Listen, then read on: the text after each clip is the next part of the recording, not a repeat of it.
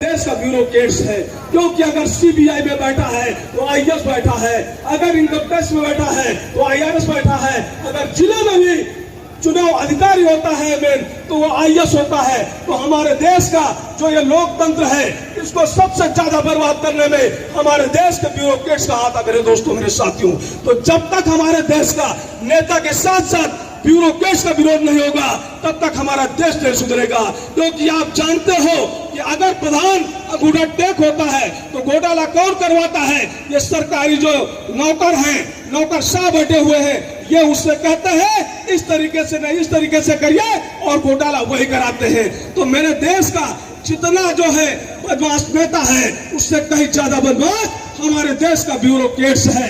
इनके खिलाफ भी हमें आवाज उठाना होगा, चाहे वो किसी जात धर्म समुदाय का ब्यूरोक्रेट्स हो, उसके खिलाफ आवाज उठानी होगी।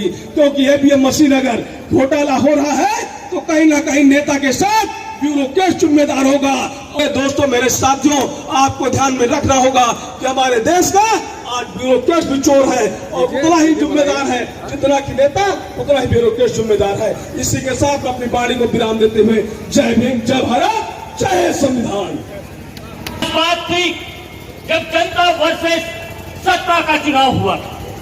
एक तरफ देश की पूरी जनता थी और दूसरी तरफ सत्ता थी और जनता ने सत्ता को उखाड़ के फेंक दिया था।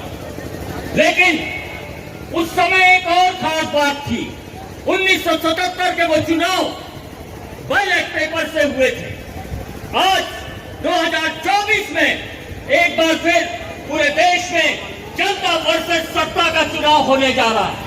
हमें लगता है कि कोई इंडिया ब्लॉक होगा, हमें लगता है कांग्रेस होगी, हमें लगता है विपक्ष होगा।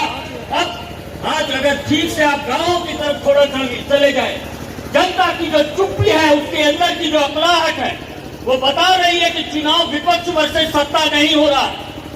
2024 का चुनाव 1977 के चुनाव को दोहराने जा रहा है जब जनता लड़ेगी चुनाव सत्ता से। लेकिन 1977 की जनता का भाग्य बेहतर था कि उस समय बैलेट से चुनाव हुए थे और आज जनता और सत्ता की लड़ाई के बीच में ईवीएम सबसे बड़ी बाधा बन के खड़ी हुई है। इस बाधा को हटाए बगैर हम 1977 को दोहरा नहीं पाएंगे।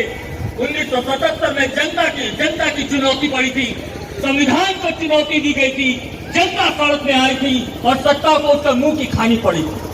2024 एक बार फिर 1977 को दोहराने जा रहा है या किसी पार्टी के पक्ष में नहीं। दरअसल 2024 का चुनाव 3 लोगों का पूरे देश के खिलाफ भी है। 2024 का चुनाव अगर फिर से जीत करके तीसरी बार में सत्ता आ जाती है तब विपक्ष को छोड़ दीजिए, खुद उनकी अपने ही जितने सहयोगी वो भी नहीं बचे।